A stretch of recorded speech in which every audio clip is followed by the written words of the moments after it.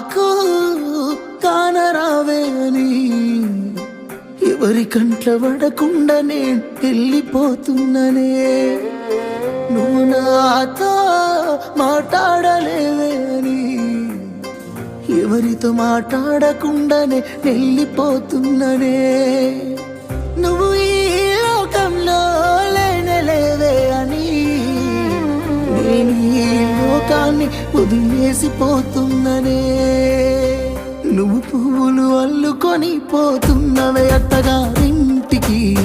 నే పువ్వులు జల్లుకొని